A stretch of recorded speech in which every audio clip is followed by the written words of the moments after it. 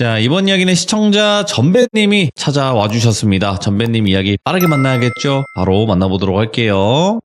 반갑습니다. 아, 전배님. 안녕하세요, 돌비님. 이 달달한 목소리는 여전하세요, 항상. 왜 그러십니까?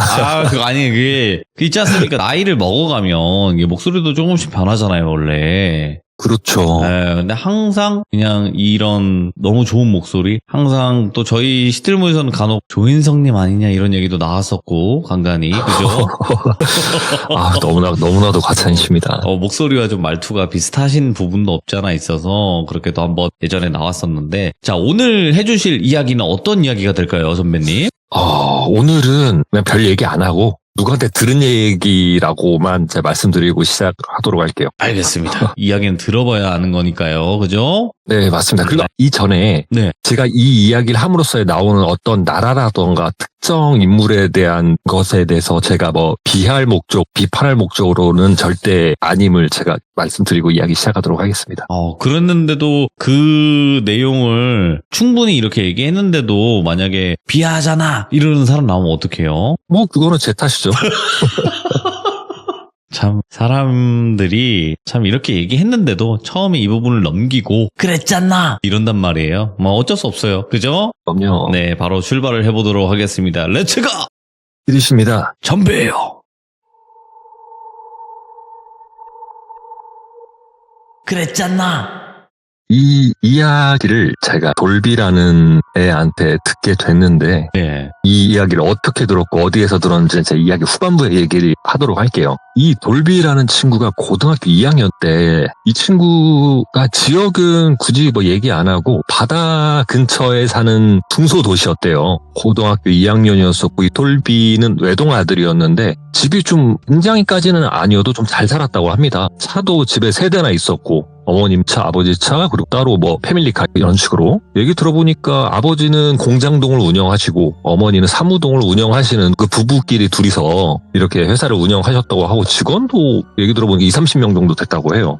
그만큼 남부럽지 않게 살고 있었는데 이 똘비는 좀 불만이 있었던 게 물론 부모님께서 이것저것 해달라는 것도 다 해주시고 좋은 거 사주시고 하시는데 이 용돈에 대해서는 강력하시더래요. 우리가 이렇게까지 해주는데 네가 무슨 돈이 필요하냐 하면서 네. 그때 당시 용돈이 일주일에 10,000원이 채 안 됐답니다. 예를 들어 학교를 다니고 하면 교통비도 써야 되고 또 해야 되는데 그런 거 다 때리고 나면 자기한테 떨어지는 돈이 일주일에 10,000원이 채 안 되는 돈이었대요. 어렸을 때부터 용돈이 너무 적고 또래 애들에 비해서도 너무 적다 보니까 돌비가 아르바이트를 해야 되나 생각을 했는데 또 아르바이트 같은 경우에는 그때 당시에 주말 알바 이런 개념이 많이 없었나 봐요. 저도 그때 당시에는 알바를 안 해봤어가지고 그래서 이 친구가 생각을 했던 게 용역 사무실을 가보자였어요. 이 친구가 그때 당시 키도 한 170 후반대, 덩치도 한 70kg 후반 이렇게 나갔었으니까 피지컬로 봐서는 어른들이랑 비슷하기도 하고 해서 일요일 날 그냥 다짜고짜 용역 사무실 가봤대요. 그랬는데 이름하고 전화번호 적으라고 하길래 이름하고 전화번호 띡 적고 앉아서 기다리고 있었더니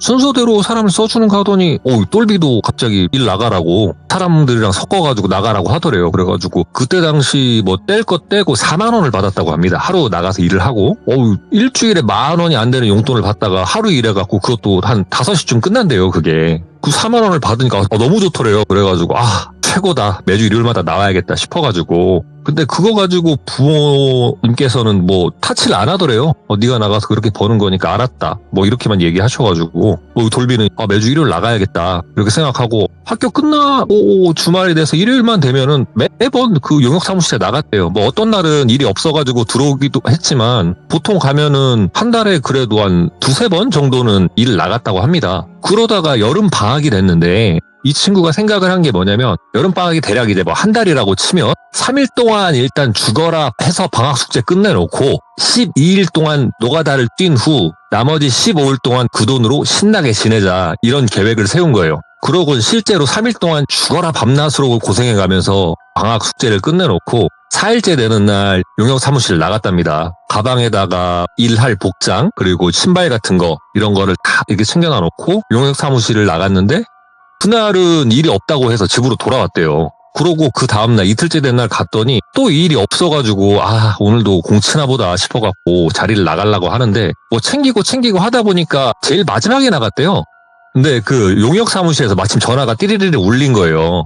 사람 한 명 필요하다고 해가지고 졸지에 늦게 나가던 돌비가 그 전화를 듣고 미적미적 거리면서 있었는데 그 용역 사무실 소장님께서 야 돌비 네가 나가라. 여기 뭐 작업반장 한 명 있고 뭐 화장실 짓는다고 하는데 너 여기 가봐라. 이거 며칠 한단다. 이렇게 예. 얘기가 된 거예요. 그래서 돌비는 아싸 이러면서 기다리고 있다가 그 작업반장이 차를 끌고 오니까 그 작업반장 차를 타고 고 공사장으로 갔대요.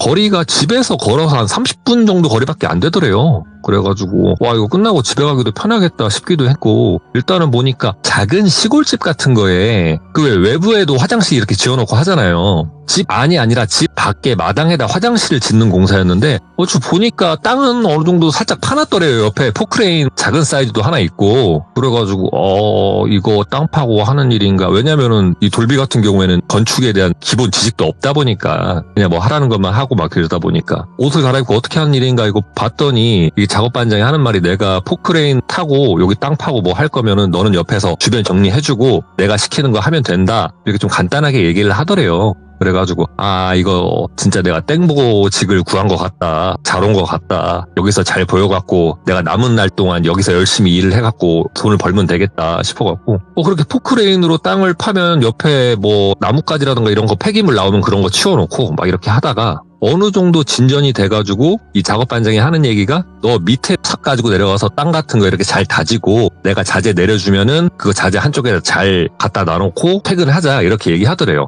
그래서 알았다고 하고 구멍 속에 내려가가지고 실제로 뭐 나무 썩은 거라든가 돌멩이 이런 거 포크레인 바가지 이렇게 내려준 거 거기다 딱딱딱 올리고 그 다음에 또 쇠파이프랑 뭐 건설 자재 몇 개를 내려주더래요. 예. 그래가지고 옆에다가 잘 해놓고 그날은 그렇게 일하고 퇴근했답니다.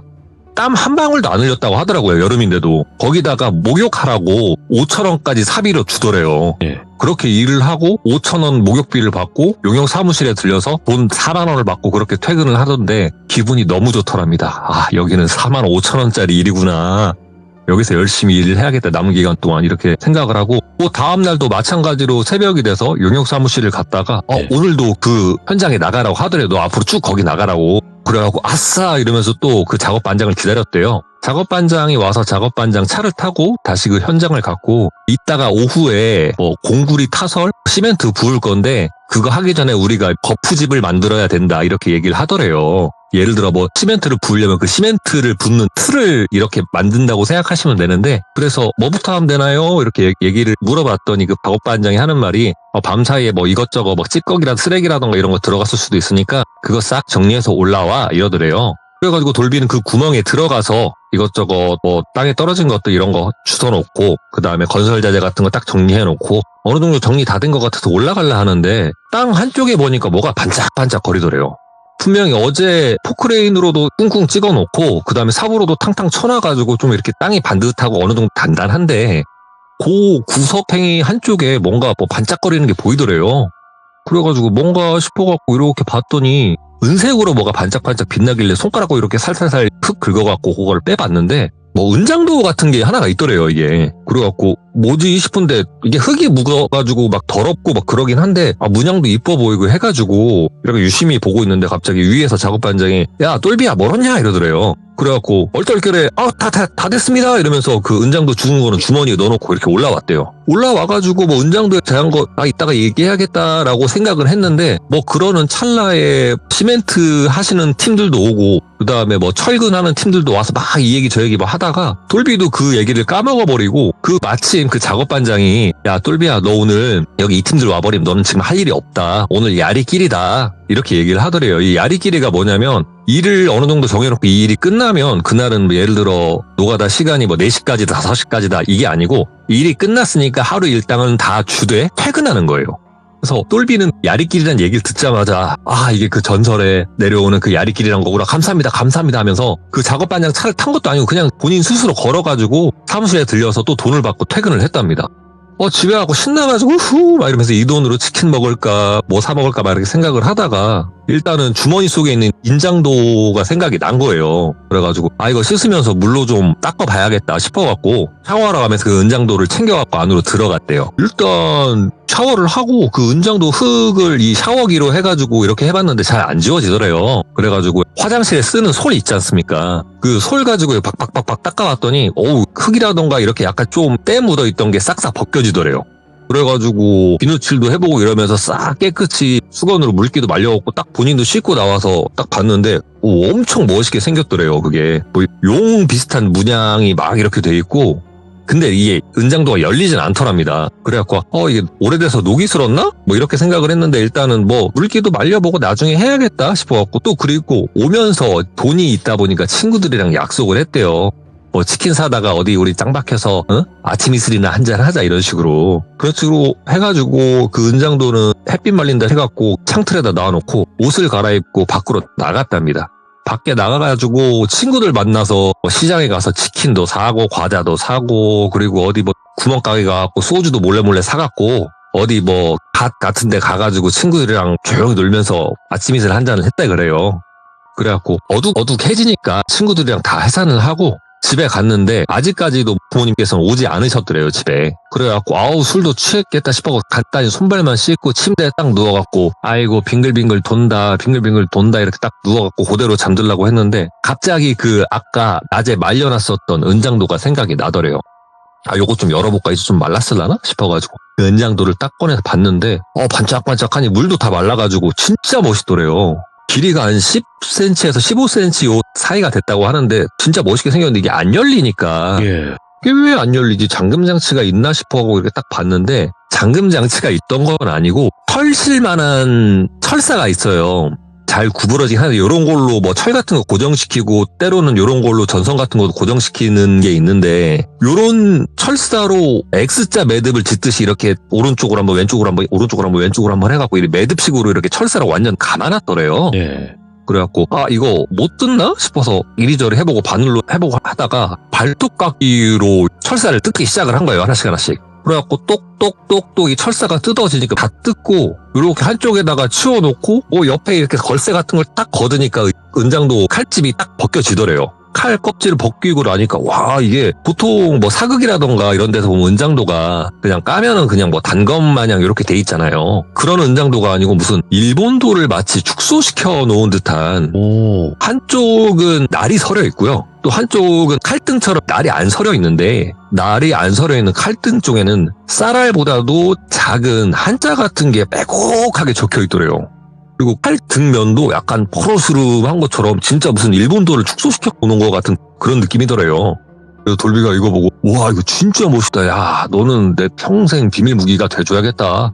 내가 언제 이 비밀 무기를 사용할지 모르겠지만 너는 내가 들고 가야겠다 생각하고 막 이렇게 뭐 돌려보고 저렇게 돌려보고 빛에도 비춰보고 하면서 이 은장도를 막 이렇게 보고 있다가 술기운이 자꾸 올라오고 졸음이 쏟아지고 하니까 칼집을 닫아서 본인 베개 밑에다가 넣어놓고 그렇게 잠이 들었다고 해요. 잠을 자는데 끼릭 하는 소리가 들리는 것 같더래요. 그래서 자다 말고 이거 뭔 소리야? 누가 뭐 창문 여는 소리인가 뭔 소리인가 해갖고 몰라 더 잘났다 이러는데 계속 끼릭 소리가 들리더래요. 그래갖고 얘가 순간 놀래갖고 눈을 퍽퍽 뜬 거예요. 뭔 소리야? 이러고 또 눈을 뜨니까 조용하더래요. 그래갖고 내가 잠결에 들은 건가 꿈에서 들은 건가 모르겠다 속도 아프고 죽겠다 싶어갖고 다시 눈을 딱 감고 30초쯤 됐나? 베개 밑에서 끼릭 하는 소리가 들리더래요. 베개 밑에서 이 소리가 딱 들리다 보니까 본인이 그 은장도를 베개 밑에 넣었던 그 기억이 있잖아요.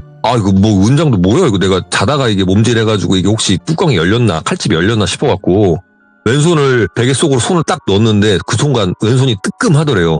깜짝 놀라갖고 일어나면서 상체를 세우면서 손을 딱 봤더니 피가 철철 나고 있더랍니다. 왼손에서. 그래갖고 뭐야 싶어가지고 일단 왼손에 피가 나고 있으니까 방부를 켜고 휴지로 갔다가 이렇게 지혈을 했대요. 일단. 그래갖고 놀라갖고 오른손으로 베개를 딱 걷어봤더니 이 은장도가 칼집이 완전 열어져 있었고 본인이 손을 딱 넣으면서 뭐 칼에 베었나 그 칼에 그 똘비에 피가 이렇게 흥건하게 묻어있더래요. 그래가지고 재수없어 죽겠다고 하면서 순간 짜증이 나갖고 창문을 열어가지고 그 은장도 뚜껑이랑 은장도 집어서 창문 밖으로 집어 던져버린 거예요. 그러고 거실로 나가가지고 데일밴드 손에다 딱 붙이고 내가 괜히 저런 거 주웠다가 손가락이나 비고 꽤나 세게 비웠대요. 얘기 들어보니까.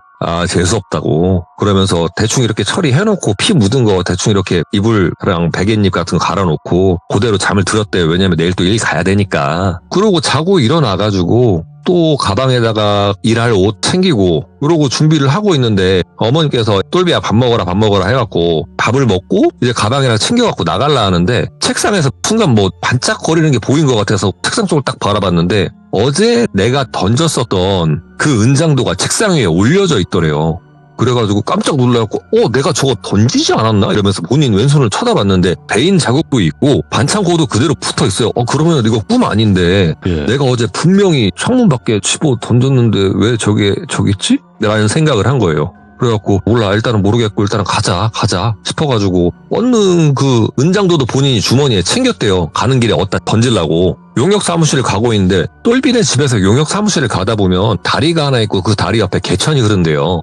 지나가다 개천 딱 있길래 여기다 던지면 되겠다 싶어가지고 마침 딱 그 다리 지나는 길에다가 은장도를 들어갖고 개천에다 집어 던지고 전력 질주해갖고 용역 사무실까지 뛰어갔답니다. 여름인데 한 10분 정도 그렇게 전력 질주해갖고 뛰어다니면 얼마나 덥겠어요. 사무실 도착했는데 옷이 다 젖었더래요. 그래갖고 용역 사무실에 계신 같이 일하는 인부들도 야 똘비야 너 왜 옷이 다 젖었냐 그래가지고 뛰어와서 그렇다고 그래갖고 뭐 땀에 젖은 정도가 아닌데 완전 절었는데 그래서 야 너 옷 갈아입고 출발해야 되겠다 막 이런 식으로 얘기를 하더래요. 그래가지고 그쵸 괜히 찝찝하기도 하고 해갖고 용역 사무실 한 구탱이 가갖고 옷을 갈아입는데 옷을 갈아입으려고 가방을 쫙 열었는데 가방 딱 열자마자 보인 게 은장도더래요. 순간 굳은 거예요. 똘비가 나 분명히 저 개천에 버렸는데 막 머리가 어지러운데 그 용역 사무실에 계시는 분이 옷 갈아입고 빨리 옷 갈아입으라고 이제 그 현장 반장 오면은 너 나가야 되니까 이렇게 얘기하길래 예 하고 얼른 옷을 갈아입고 또 그 현장 작업 반장님이 오셔갖고 그 반장님 차를 타고 그 현장을 도착을 했대요. 현장 도착을 해갖고 차에서 가방을 꺼내서 한쪽에다 툭 내려놓는데 가방이 다 젖어갖고 가방에서 물이 새어 나오더래요. 그래갖고 내가 그 정도로 땀을 많이 흘렸다고? 가방 밖으로 저렇게 물이 셀 때까지? 이렇게 머릿속으로 물음표가 엄청나긴 했지만 또 당장 일해야 되고 그때쯤 되니까 시멘트 칠도 해놓고 하다 보니까 할 일이 좀 많더래요 보니까.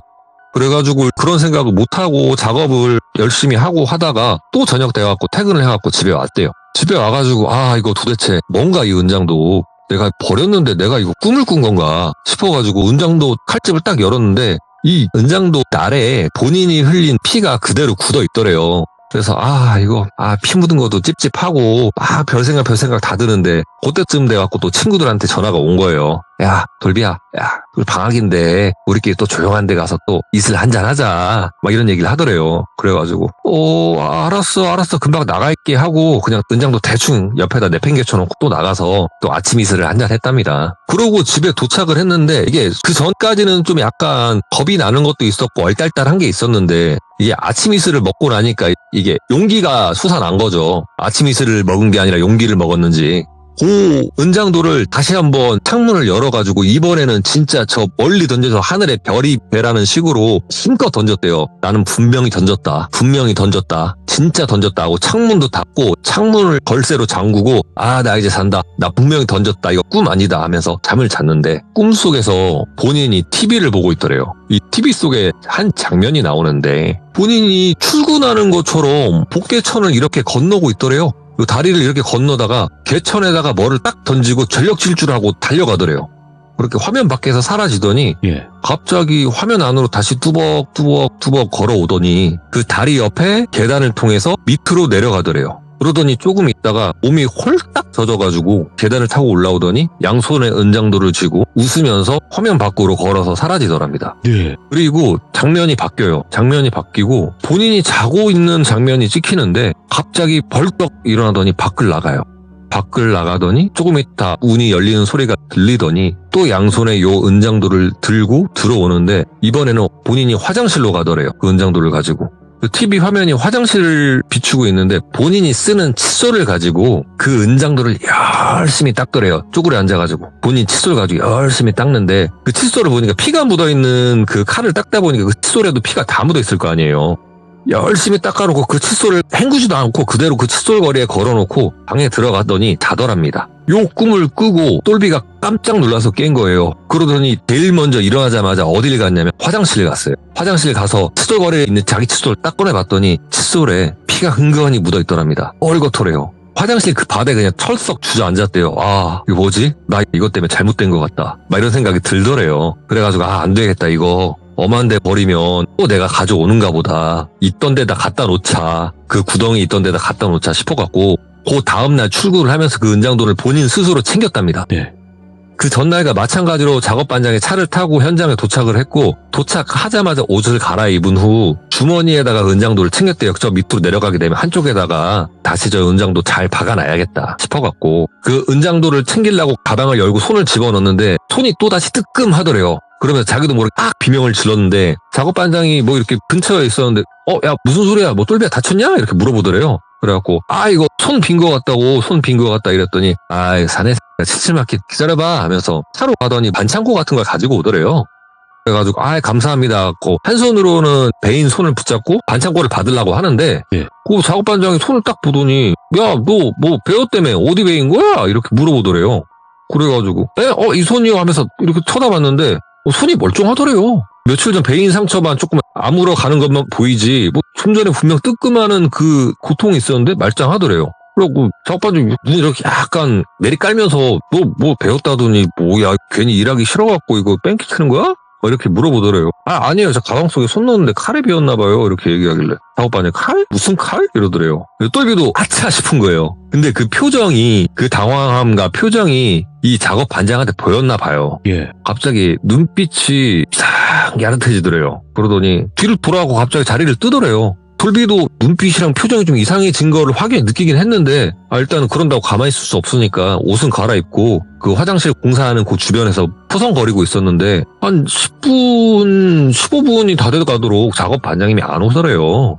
그래가지고 어디 가셨나 싶어갖고 전화번호도 모르는데 이렇게 있었는데 한 30분쯤 돼가지고 작업 반장이 차를 타고 그 집으로 왔는데 혼자 온 게 아니고 웬 젊은 여자랑 같이 왔더래요. 그래가지고 저 여자는 또 누군가 했는데 얼굴이 허옇고 단발머리를 했는데 눈썹이 진하고 얼굴이 허옇고 입술이 굉장히 빨간 어떻게 보면 굉장히 예쁜 것 같기도 한데 어떻게 보면 일본에 나오는 여자아이 인형 섬뜩해 보이는 그런 인형처럼 보이더래요. 그래가지고 어떻게 봐도 보통 사람이 아닌 것 같아 보이는데 이 사람이 갑자기 일본말로 이 작업반장한테 뭐라고 얘기를 하더래요. 그러더니 작업반장이 굉장히 놀라더랍니다. 그러고 이 작업반장도 어디서 배웠는지 일본어로 그 여성분한테 제 차 뭐라고 묻더래요. 막 서로 썰라썰라 하더니 여자애가 뭐 할 말 다 했다는 듯이 그냥 등 돌려갖고 집 밖으로 나가는데 그러자마자 이 작업반장이 순간 눈이 돌아갖고 똘비 멱살을 잡더래요. 야 너 미쳤냐? 야 이게 얼마짜린 줄 알아?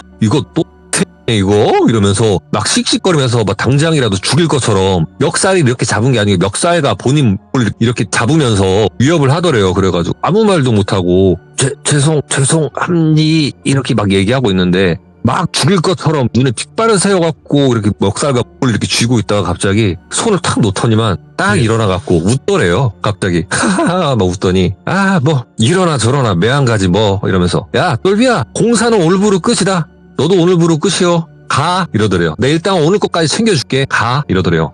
똘비가 이러고 있는데 내가 방금 좀 너한테 막 멱살하고 한 거는 미안한데 공사는 오늘이 끝이야. 더 볼 일 없어. 잘 가. 빠이빠이 이러더래요. 그래갖고 그대로 옷도 못 갈아입은 채 가방만 챙겨갖고 터벅터벅 그 집에 나왔는데 이게 뭔가 싶더래요. 괜히 내가 이거 은장도 하나 잘못 주웠다가 이런 꿈도 꾸고 뭐가 막 왔다 갔다 하고 내가 방금 죽을 뻔한 것 같기도 하고 그랬는데 일단은 일도 끝났고 돈도 일단은 준다고 하니까 마무리는 지어야겠다 싶어서 용역사무실 가서 그 돈을 받고 집으로 돌아왔답니다. 네. 집에 돌아와서 골똘히 생각을 해보는데 답이 도저히 안 나오더래요. 그래서 이거 부모님 오면 말씀을 드려야겠다 이런 생각이 들었고 집에서 밥 먹고 이것저것 하다가 본인이 잠이 든 것 같은 느낌이 들었는데 정신을 차려보니까 분명 자기가 해가 지기 전에 집으로 돌아와 있는 상태였는데 분명 어디 중턱에 깜깜한 밤에 본인이 서 있더랍니다. 여기 어디야? 막 이렇게 보고 있는데 산 밑으로 이렇게 불빛들이 보이고 건물들을 대충 보아하니 뭐 동네 뒷산 같은 그런 느낌이 들더래요. 다행히 뭐 등산로 길도 보이고 해서 언능 뛰어가지고 그 산을 내려왔대요. 예. 이거 안 된다. 집에 가자마자 바로 부모님한테 얘기해야겠다 싶어갖고 집으로 갔는데 본인이 집까지 대략 뭐 예를 들어 여기서 산 초입에서 집까지 뭐 20분이 걸린다 하면 집에 도착한 게 4시간이 넘어서 집에 도착했대요. 예. 자꾸 가다가 본인 기억이 끊긴 것 같고 내가 집을 가던 것 같은데 뭐 예를 들어 차도를 걷고 있다던가 또 정신을 차리고 집까지 걸어가고 있는데 또 뭔가 흐릿흐릿한 것 같은데 갑자기 본인 학교에 있던가 이런 식으로 계속 본인 정신이 깜빡깜빡하면서 이상한 장소에 와 있더래요. 예. 나중에 본인이 눈물 범벅이 되고 땀 범벅이 되어가지고 간신히 집에 왔는데 집에 오니까 부모님 2분 다 계시고 똘비를 보면서 너 어디서 지금까지 뭐 하다 왔고 너 저 옷이랑 너 지금 행색이 왜 그러냐 이렇게 물어보더래요. 예.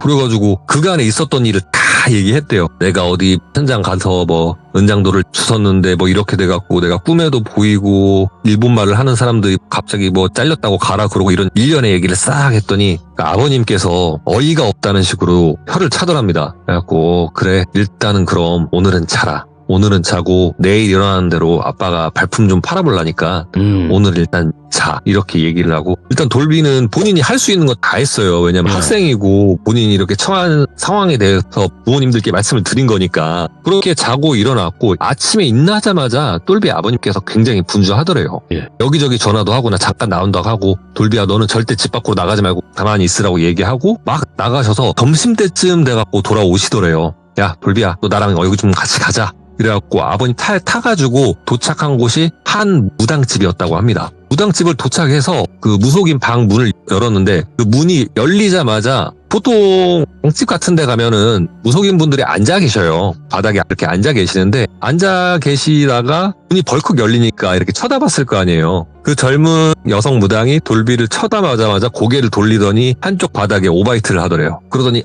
내가 조금 이따 부를 테니까 나가 있어봐요 이러더래요. 그래갖고 얼떨결에 똘비와 똘비 아버지가 밖으로 나와가지고 이게 지금 뭔 상황인가 해서 어벙벙 하고 있는데 한 5분쯤 지났나? 갑자기 들어오세요 이렇게 얘기를 하더래요. 그 얘기를 듣고 다시 그 방 문을 여서 들어가 봤더니 바닥에 그 당시 무속인 분이 앉아 계시던 바닥에 부적, 신장칼, 방울, 오방기 이게 다 펼쳐져 있더래요. 야 기운도 어느 정도 눌러놨고 일단은 앉아보세요. 이렇게 얘기를 해서 돌비 아버님과 돌비는 거기 앉아서 이렇게 그간에 있었던 이야기를 쭉 했대요. 무당분께서 그 얘기를 들으면서 고개를 끄덕끄덕 하다가 이거 일단 사주 옮겨 심어야 돼 이러더래요.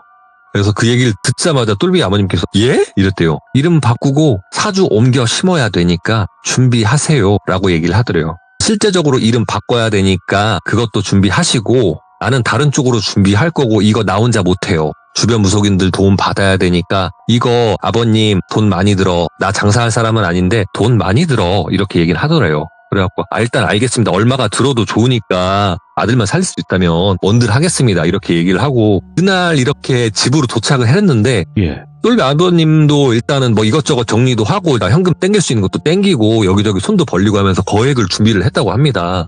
그렇게 금액을 준비를 하고 돌비 이름도 그때 얘기를 했던 게 예를 들어 돌비 이름이 김돌비예요. 예. 이름을 바꾸되 지금 한자 들어간 거 짓지 마. 순 우리말로 해. 순 우리말로 지어. 이렇게 얘기를 하더래요. 그래서 이름을 김돌비에서 예를 들어 뭐 김미리네로 바꿨다고 합니다. 이거 잘 기억해 주세요. 김미리네로 이름을 바꿨고 근데 이 이름을 바꾸는 기간이 보통 뭐 지금도 그렇고 그때도 그렇고 한 달이 채 안 걸려요. 한 달이 채 안 걸리는데 3개월이 걸렸답니다. 돌비만 그런 현상을 겪는 게 아니고 어느 순간 돌비 아버님도 자꾸 개명을 신청을 하러 갈라 하면 어느 순간 본인이 회사에 있다던가 뭐 엄한 동네에 가 있다던가 뭐 이런 상황이 펼쳐진 거예요. 상황을 해서 그 무속인한테 전화했는데 그렇게 겪게 되고 그렇게 진행 중인 것 같으니까 빨리 해야 된다고. 이 구간은 내가 나설 수 없어. 당신들의 영역이야. 이렇게 얘기를 하더래요. 그래가지고 일단은 최대한 탐하가고 감내해 가고 진짜 고생해 가면서 이름을 바꾸고 또 그 젊은 무속인은 사주를 옮겨 심기 위해서 방법을 제시를 했다고 합니다. 돌비 머리카락, 손톱, 발톱 모아가지고 흰 종이에 싸서 들고 오세요. 그리고 이름 개명 신청이 법적으로 완전히 바뀌어지면 그 전에 김미리네가 아닌 김돌비의 사주를 이 인형에다 옮겨 심고 이 인형을 땅속에 묻으면 아마 그 악귀가 요 인형을 쫓아갈 것이고 악귀가 인형을 쫓아가게 되면 그때 이 인형을 봉인할 것이니 손톱, 발톱 그리고 머리카락 준비해 오라고 이렇게 얘기를 들은 거예요. 그 아버님께서 알겠다고 얘기하고 집에 와서 돌비한테 얘기를 하려는데 이 돌비 아버님께서 어느 정도 재력이 있었다고 했잖아요. 그리고 이 무속인 분한테만 얘기를 했던 게 아니고 여기 무속인, 저기 무속인, 여기 무속인 다 알아봤는데 다른 사람들은 뭐 비슷한 얘기 하더래요. 사주 옮겨 심어야 된다, 개명해야 된다 이렇게 얘기하는데 한 나이가 많이 드신 할머니 무당 분께서 그렇게까지 할 일이 아닌데 라고 하시더래요. 그래서 다른 분들은 다 비슷한 얘기를 했는데 이 할머니 무당분께서는 그렇게 얘기를 안 하니까 예? 다른 무당분께서는 다 이렇게 얘기했다. 왜 근데 할머님께서는 그렇게 얘기하시냐? 아니 악귀고 악신이고 간에 바로 떼내면은 살해사가 엄청나게 타격을 입는데 그걸 그렇게 옮겨 심어서 한 방에 끝낸다고? 아니 될 일이다. 이거는 기도도 하고 본인이 감내할 거 감내하면서 양의 기운을 받아가며 세월로 씻어내야 된다. 이거 괜히 급한 불 뭐 번개불에 콩 구워 먹듯이 당장 이렇게 해버리면 뭐 겉으로 보기에는 벗겨난 것처럼 보일지 몰라도 나중에 가면 분명 해 입고 또 이거 정신적으로도 안 좋아질 텐데 나는 진짜 말리고 싶다. 외동 아들인데 그렇게 함부로 하지 말고 일단은 개명 신청한 건 잘했는데 나머진 세월로 씻어라, 기도로 씻어라, 양의 기운으로 씻어라 이렇게 말씀을 하시더래요. 아버님께서는 엄청 급하긴 급한데 또 함부로 급하게 요걸 떼내면은 해가 된다고 하니까 양쪽에서 갈팡질팡 한 거예요. 그렇게 갈팡질팡 하는 사이에 인형에다가 사주를 옮겨 심는 이 식을 하는 날짜가 다가오고 있었고 해당되는 날짜가 돼서 먼저 만난 그 젊은 무당, 요 무당분을 A 무당이라고 할게요. A 무당에게서 전화가 왔대요. 돌비 아버님한테. 돌비 아버님이 못 받았대요. 왜? 둘 다 못 믿겠더래요. 세월로 씻는다는 말도 난 이해를 못하겠고 바로 그냥 이걸 뜯어낸다는 것도 이해를 못하겠으니까 양쪽에서 서로 다른 얘기를 들으니까 갈팡질팡해서 전화를 못 받은 거예요. 그러고 이번엔 다른 무속인한테 갑니다. 또 아예 다른 동네에 가서 다른 무속인한테 갔더니 이분도 얘기하는 건 사주 옮겨 심어야 된다 이렇게 얘기하더래요. 결과적으로는 한 명만 다른 식으로 얘기를 하고 나머지는 전부 다 이 사주 옮겨 심으라고 얘기를 하니까 이거 아무래도 이 사주 옮겨 심는 게 맞겠다. 할머니 딸 괜히 이렇게 하다가 일을 그르칠 수도 있으니까 조금 힘이 들더라도 단숨에 걷어내고 나머지는 우리가 이렇게 좋은 걸 먹이면서 이렇게 하면 되겠다 싶어가지고 결국은 그 A 무속인 분한테 전화를 걸었대요. 근데 전화를 안 받더래요. 근데 너무 급하니까 일단은 뭐 그동안 그리고 이거 준비하고 저거 준비하고 하면서 돈도 나갔을 테니까 급하니까 그 A 무속인 점집으로 가봤대요. 신당으로 가봤는데 문이 닫혀 있더래요. 이거 무슨 상황인가? 왜 문이 닫혀 있나 싶어가지고 막 문도 두드려 보고 뭐 전화도 계속 해보고 하는데 전화를 받지를 않더래요. 근데 그러고 있는데 갑자기 전화를 끊고 하던 찰나에 똘비 어머니한테 전화가 온 거예요. 빨리 집으로 와보라고. 돌비 이상하다고. 당장 집으로 오라고. 바로 그 길로 차 시동을 걸어갖고 집으로 갔대요. 돌비가 누워서 개거품을 물면서 덜덜덜덜덜덜덜 떨고 있더래요. 그래서 돌비야 야 정신 차려봐 얘기하는데 거품을 물고 난리더래요. 그래서 급하니까 응급 앰뷸런스 불러갖고 응급차로 돌비랑 돌비 어머니 그 병원에다가 모셔놓고 다시 한번 그 무당집을 갔는데 그 몇 시간이 안 되는 사이에 문이 열려있는데 무당집 안에 짐이 하나도 없더래요. 언뜻 봤을 때 도망간 것처럼 보이더래요. 그리고 그동안 본인들이 똘비 아버님께서 전화를 했던 다른 무속인 분들, 그 A 무당과 같은 의견이셨던 분들 전화를 했는데 하나같이 다 전화를 안 받으시더래요. 막 그렇게 전화를 해보고 전화를 여기저기 다 안 받으니까 완전 진짜 멘탈이 붕괴돼갖고 가만히 있는데 그 할머니 무속인 무당분한테 전화가 왔어요. 네. 결정하셨어요? 이렇게 물어보시더래요. 그래서 그 얘기를 이거는 뭐 숨기고 내가 간쟁이가 되고 이런 게 없더래요. 체면 다 내팽개치고 다 얘기했대요. 내가 지금 이렇게 되고 무속인들 다 전화 안 받고 누구는 지금 짐 싸서 나른 것 같고 나 지금 아들은 지금 엄마랑 병원 가 있고 막 이렇게 얘기하니까 그냥 속는 셈 치고 내 얘기 들어주세요. 그냥 이 늙은이 밥값만 챙겨준다 생각하고 아들 데리고 이쪽으로 오라고 이렇게 얘기를 하더래요. 그래서 돌비 아버님께서 돌비를 데리고 그 할머니 무속인 할머니 무당분께 가서 이야기를 듣고 몇 년 동안 그 할머님을 따라다니면서 기도도 하고 산에 올라가서 좋은 기운도 받고 진짜 넓은 바다에 가서 좋은 기운도 받고 이렇게 하면서 이런 기운이 본인의 내재돼 있던 그리고 본인이 때때로 기억이 나가서 엄한 데 가 있고 이러는 증상이 점점 사라지더래요. 이런 증상이 사라지면서 이번에는 다른 문제가 생기게 됩니다. 병원에 갔는데 의학 단어라고 얘기를 하잖아요. 정신분열이라는 진단을 받았어요. 해리성 인격장애. 예, 맞아요. 헬스성 인격장애. 그렇게 얘기를 하더래요. 그러니까 돌비 아버님께서 이번에는 완전 그냥 무너지는 거죠. 이쪽으로 지금 다 됐더니 이제는 병으로 오는구나 싶어갖고 이거를 또 무속인분께 얘기했더니 이 할머니 무당분께서는 이거는 그거대로다. 이쪽으로 치료도 받고 영적인 부분은 이렇게 기도를 하면서 치료를 받아라. 분명히 낫는다. 아들 살릴 수 있다. 내 말 믿어라. 이 늙은이 말 믿어보세요. 이렇게 얘기를 하시더래요. 그래서 근 10년이 다 되는 시절 동안 이 기도와 그리고 이 약물 치료와 그 다음에 이 상담 치료를 병행하면서 지금까지 왔다. 지금까지 와서 저한테 이런 얘기를 해줄 수 있었다라고 이 똘비가 저한테 얘기했어요. 이 얘기를 한 곳이 저희 이모님 무당집이었고 이 똘비는 저랑 같이 게임을 하다가 정모날 술을 먹고 본인 집에서 잤다가 저랑 사이좋게 귀문이 열린 집에서 문제가 생겨서 저희 무당 이모님한테 도움을 받았던 이 돌비라는 동생이에요. 이모님께서 그 얘기를 듣고 팔짱을 끼고 이렇게 눈을 감고 이렇게 들으시더라고요. 김미리네 이렇게 말씀을 하시더래요. 그러니까 그 미리네라는 친구가 이거 가명입니다. 네? 그래가지고 네 뭐 이렇게 잘 처리가 됐어요. 이렇게 얘기를 하더래요. 잘 처리가 됐다니 다행이네. 그러면 그 할머니 무당분은 어떻게 되셨나? 지금은 세월이 많이 흘렀고 해서 병으로 돌아가셨어요. 이렇게 말씀을 하더라고요. 지금부터는 저와 이모님 그리고 요 미리네라는 친구가 같이 있는 자리예요. 이모님께서 그 얘기를 듣고 또 고개를 끄덕끄덕 하시더라고요. 김돌비에서 김미리네가 됐고 그 할머니 무당분은 병으로 돌아가셨고 쌈 싸먹는 소리하고 자빠졌네. 이렇게 얘기를 하시더라고요. 갑자기 저는 얘기 잘 듣고 좀 약간 끝에 감동적인 이런 얘기 듣고 이러고 있다가 이모님께서 갑자기 욕을 하시니까 순간 멍 때렸어요. 멍 때렸는데 멍 때려서 이모님 쳐다봤다가 이 돌비를 쳐다봤는데 제가 돌비 오른쪽에 있었거든요. 돌비 한쪽 입술에서 검은색 실이 턱 밑에까지 쑥 내려오는 거예요.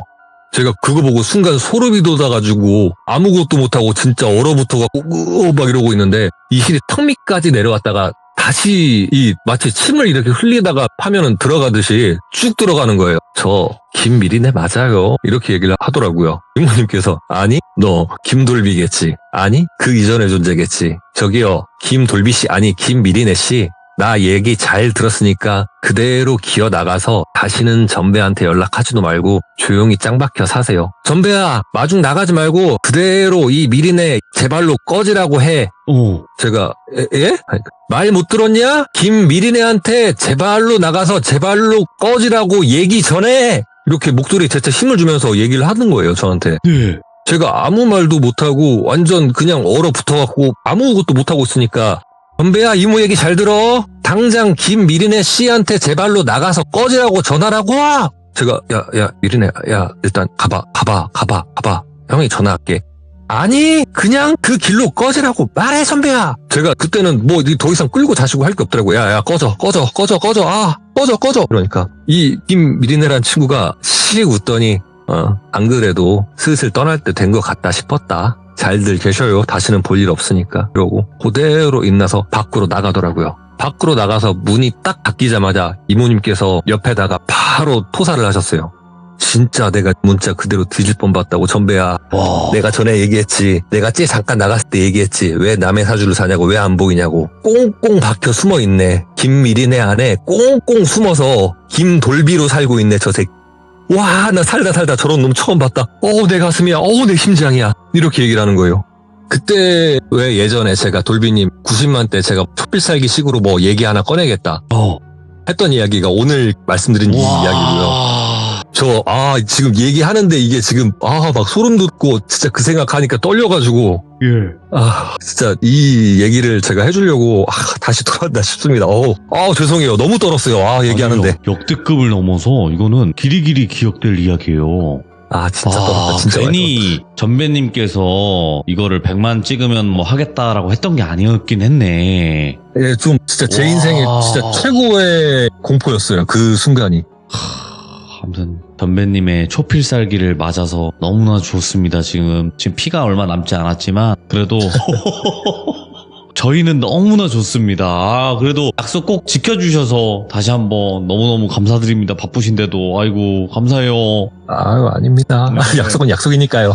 다음에 또 다른 이야기도 언제든지 꼭 찾아와 주시기 바랍니다. 감사합니다. 네, 고생하셨습니다. 네. 아마 지금 들으신 분들, 실시간으로 듣고 계신 분들 엄청난 소름을 느끼셨을 거라고 생각을 합니다. 그리고 전배님의 이야기는 굉장히 처음부터 특이했고요. 그 다음부터 쭉 정말 무서우면서 재밌는 이야기들이 많았거든요. 그래서 돌비 전설의 배송맨 검색하시면 수많은 이야기들이 있으니까 꼭 시청하시길 바라겠습니다. 감사합니다.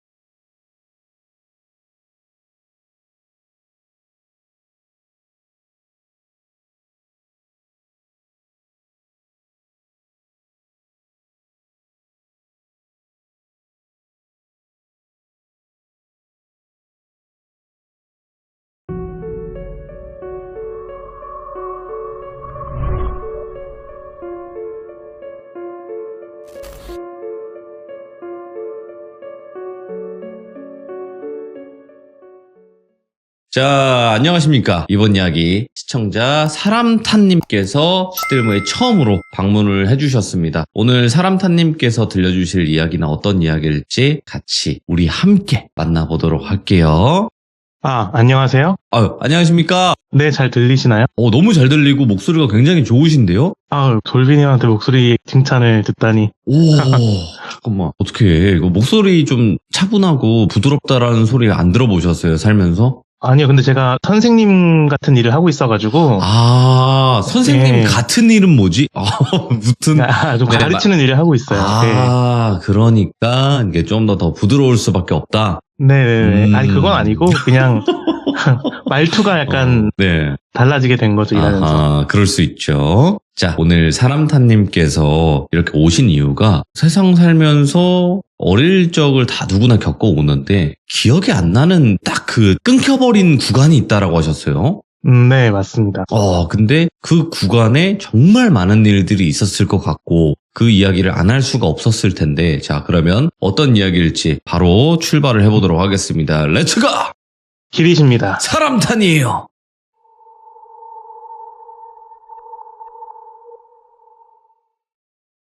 이 이야기는 일단 100% 저의 이야기입니다. 저는 일단 나이가 돌비님하고 또래예요. 오. 근데 저희 나이쯤 되면은 네. 아시겠지만 어제는커녕 오늘 아침 먹은 것도 약간 가물가물하거든요. 그쵸? 너무 뼈를 맞아가지고 아파요. 예. 근데 저는 이상하게 어릴 때의 기억이 되게 선명해요. 그러니까 특히 어린이집 다닐 때와 초등학교 때 기억이 되게 선명하거든요. 어느 정도냐면 제가 어린이집에 같은 반이던 5명의 이름 그리고 선생님의 이름과 얼굴까지 다 기억을 할 정도로 되게 그때의 기억이 선명하거든요. 그런 경우 있더라고요, 진짜. 네. 네네네. 근데 제가 그때 90년대죠? 90년대 이야기를 들려드릴게요. 제가 들려드리는 이야기의 배경은 대부분 해가 떠있는 낮에 벌어지는 일들이고요. 이제 이야기를 시작하겠습니다. 저는 외아들이고 저의 부모님은 맞벌이를 하셨어요. 어머니는 중학교 선생님이고 아버지는 사업을 하셨거든요. 그렇기도 하고 저는 또 몸이 되게 왜소했어요. 제가 건강이 되게 안 좋았는데 보통 남자아이들이 학교에 입학할 때가 되면은 보통 25kg에서 35kg 정도가 되거든요, 몸무게가. 근데 제가 17kg였어요. 그 나이 때. 그리고 당시 몸이 너무 약해서 365일 감기를 달고 살았는데 코가 항상 막혀있고 목이 부어 있었던 상태였으면서 눈도 안 좋아서 되게 알이 두꺼운 안경 있죠. 그거를 끼고 다니던 아이였어요. 예. 근데 제가 어린이집을 다녔을 때는 어린이집이 왜 아파트 단지 안에 있는 어린이집이 있거든요. 그런 어린이집을 다녔었는데 제가 그때를 기억해보면은 항상 제 감정과 고민은 심심함이었어요. 심심함. 나의 모든 세상이 이 아파트 단지가 전부였던 거예요. 그러다가 제가 드디어 초등학교에 입학하게 됩니다. 근데 초등학교는 버스로는 한 2정거장 되는 거리고 어린아이 걸음으로 한 20분에서 25분 정도 되는 거리였는데 등굣길은 엄마가 출근하시면서 저를 태워다 주셨고 하굣길은 제가 훨씬 학교가 먼저 끝나니까 걸어서 집까지 가게 되었는데 그게 전 너무 신났던 거예요. 제 세상이 아파트 단지 안에서 그만큼이나 커진 거죠. 근데 또 제 성격이 몸은 안 좋았지만 성격은 굉장히 깨발랄했어요. 어릴 때. 왠지는 모르겠는데 그 집 가는 길에 그 큰 길에 있는 문방구, 슈퍼, 열쇠집 이런 영업하는 가게들 문 열고 사장님한테 안녕하세요 라고 인사하고 지나가고 여기저기 구경하면서 동네에서 저를 모르는 사람이 없을 정도로 인사를 진짜 열심히 하면서 다녔거든요. 그래갖고 그 30분이면 가는 거리를 1시간이 넘게 맨날 집까지 갔어요. 그래서 제가 학교를 다닐 때쯤부터 저희 집에 외할머니와 외할아버지가 같이 살기 시작했는데 제가 그렇게 일찍 집에 가도 할머니 할아버지랑 뭐 하겠어요. 너무 심심하잖아요. 그래서 맨날 반지 안 돼 있는 놀이터에서 혼자 놀고 이러다가 엄마가 들어오기 전에 집에 들어가고 막 그랬었어요. 그러다가 문득 어느 날 생각을 하게 돼요. 제가 집에 가는데 그 맨날 가던 그 큰 길이 아니라 다른 길로 집에 가면 어떨까라고 생각을 한 거예요. 그럼 제 세상도 그만큼 넓어지는 거고 못 보던 것들도 볼 수 있게 되니까 그날 그 생각을 학교에서 했는데 집에 갈 때까지 너무 두근거리는 거예요. 그 탐험을 할 생각에. 근데 그 당시 90년대는 제가 서울에 살았었는데 서울이라고 해도 큰 길에서 조금만 옆으로 빠져도 굉장히 허름한 건물과 길들이 되게 많았어요. 그래서 제가 그날은 학교를 하면서 처음으로 큰 길에서 오른쪽 골목으로 빠져서 그 골목길로 들어가게 됩니다. 근데 그 골목이 생각보다 좀 넓었어요. 그게 술집이 있는 거리였는데 술집 골목이 낮이라서 되게 조용한 편이었는데 제가 왜 그 길을 딱 술집 골목으로 기억하냐면 그 콘크리트 바닥에 요새는 깨끗하지만 그 당시만 해도 바닥에 좀 야한 사진 같은 게 있는 명함들이 바닥에 쫙 깔려 있었어요. 막 사람들이 예. 막 뿌린 그거 기억하시는 분들도 계실 거예요. 명함들. 근데 그것만으로도 저한테는 되게 충격적이고 재미가 있었거든요. 그러다가 그 길 좀 더 깊숙이 들어가니까 엄청 큰 간판을 달고 있는 나이트 클럽이 있었어요. 오? 근데 그 나이트 클럽이 문을 닫아가지고 폐 나이트 클럽이 되었는데 제가 그 건물을 들어가려고 했는데 문이 잠겨 있어서 들어가지는 못했고 그 건물 뒤로 가면 공터가 있었는데 그 공터에 아시는 분들은 계실지 모르겠지만 나이트 클럽에서 쓰는 큰 소파들이 있어요. 방마다. 근데 그 나이트 클럽이 문을 닫으면서 그 소파들을 그 공터에다가 다 내놓은 거예요. 근데 그냥 내놓은 게 아니라 그 소파들을 되게 높게 얼기설기 높게 쌓아서 올린 거예요. 아, 근데 어린 제 눈으로 봤을 때 그게 엄청나게 높고 엄청나게 딴 세상이었어요. 그래갖고 와 내가 이 산을 정복하고 싶다라는 생각에 처음엔 거기를 기어 올라가요. 예. 근데 조금만 올라가도 너무 흔들리고 떨어질 것 같고 그러니까 그거는 포기하고 제가 그 안을 기어서 들어가 보기로 해요. 얼기설기 있으니까 공간들이 있을 거 아니에요. 그래서 처음에 거기를 기어서 들어갔어요. 기어서 들어가는데 처음에 제일 느꼈던 감정은 그 오래된 소파가 또 오래 바깥에 있었으니까 비도 맞고 그랬으니까 특유의 쩐내랑 꿉꿉한 냄새가 막 나기 시작했는데 저는 전혀 개의치 않았죠. 왜냐면 저는 이미 동굴을 탐험하고 있었으니까. 예. 너무 신났거든요. 그러다가 그 안에서 어떤 조금 약간의 공간을 발견했는데 거기서는 제가 설 수 있었어요. 서고 심지어 거기 의자가 있었는데 의자에 앉아서 소파에 앉아서 다리를 뻗을 수도 있었어요. 물론 왜소해서 그럴 수 있었겠지만 거기 딱 앉아서 소파에다가 가방을 딱 벗어놓고 앉으니까 그렇게나 아늑할 수가 없는 거예요. 너무 아늑한 거야. 그리고 거기가 얼기설기 쌓여져 있었으니까 햇빛도 약간 들어오고 그래갖고 너무 아늑한 거예요. 근데 거기 앉아있으면 밖에 가끔 가다가 사람들이 지나다니는데 사람들이 지나다니는 게 어떤 실루엣으로 보여요. 틈으로. 근데 그 사람들은 제가 이 안에 있는 걸 모르잖아요. 그게 너무 신나는 거예요. 재밌고. 그래서 그때 느낀 감정으로 아 여기를 내가 아지트로 삼아야겠다라고 혼자서 마음을 먹어요. 그래서 거기서 기어 나오면서 그 길을 안 까먹으려고 표시도 해놓거든요. 그래갖고 그렇게 매일매일 거기를 아지트를 가면서 혼자 앉아서 노래도 하고 심지어 학교 숙제도 거기서 했어요. 오, 예. 그렇게 지내던 어느 날에 갑자기 아침에 엄마가 저를 학교에 데려다 주셔야 되는데 너 학교 안 가도 돼 이러는 거예요. 오늘 안 가도 돼 이러시는 거예요. 근데 좀 의아했는데 솔직히 그 나이 때 학교 안 가는 거 그렇게 크게 나쁘지 않거든요. 아침에 하는 뭐 어린이 프로그램도 더 볼 수 있고 예. TV도 하루 종일 볼 수 있고 아쉬운 거는 그 탐험도 못하고 아지트 못 가는 게 조금 아쉽긴 했었어요. 근데 그렇게 저는 이유도 모르게 2주 동안 학교를 안 갔거든요. 근데 의아하게 그 기간 동안에 저희 엄마도 학교로 출근을 안 하시고 집에 같이 계셨어요. 그러다가 한 2주쯤 지나서 엄마가 이젠 학교 가도 돼 이러면서 아침에 저를 학교에 데려다 주신 거예요. 뭐지? 예. 그래서 저는 또 아무렇지도 않게 다시 아지트도 들르고 다시 저의 탐험 생활이 시작됐죠. 근데 그때 왠진 기억이 안 나지만 제가 발톱이 빠져가지고 굉장히 절뚝절뚝거리면서 온 동네를 돌아다녔던 기억이 나요. 근데 그렇게 탐험의 재미를 알게 된 저는 어느 날 또 학교에서 생각을 해요. 아, 내가 처음 다른 길로 갔는데도 이렇게 재밌는 게 있었는데 또 다른 길로 가면 얼마나 재밌는 게 있을까 이 생각을 하게 된 거예요. 예. 그래서 이번에는 큰 길에서 오른쪽 길이 아니라 왼쪽 길로 한번 빠지게 돼요. 그래서 이렇게 왼쪽 길로 걸어가고 있는데 근데 이번에는 별로 재미가 없는 거예요. 거기가 조용한 주택가였거든요. 가끔 개 짖는 소리만 나고 그래갖고 여기는 별로네 이 길로는 안 가도 되겠다 하고 걸어가는데 어떤 특이한 집이 눈에 딱 띄게 돼요. 되게 컸었거든요. 근데 그 큰 집은 울타리가 이렇게 쳐져 있었는데 울타리 밖으로 안에서부터 크게 나와 있는 빨간색이랑 하얀색 깃발이 걸려 있었어요. 그리고 좀 더 가다 보니까 그 집이 양문형 대문이었는데 대문 가운데에 빨간색 페인트로 어떤 문양이 그려져 있었는데 지금 생각하니까 이게 한자로 만자가 써져 있던 거였어요. 무당집이죠. 지금 생각하니까 무당집이지 그때는 그런 거 모르니까 그냥 신기한 집이다 이렇게 생각을 했었어요. 그리고 거기를 이렇게 구경하고 있는데 갑자기 문이 띡 하고 열리더니 어떤 할아버지가 걸어 나오셨는데 그 할아버지가 개량 한복을 입고 계셨고 하얀색 머리도 새하였는데 짧지는 않았던 게 이렇게 뒤로 넘기셨거든요. 그래갖고 뒤로 깔끔하게 정리된 좀 멀끔한 할아버지였어요. 그 할아버지가 이렇게 나와서 주위를 이렇게 두리번 하다가 저랑 눈이 마주쳐요.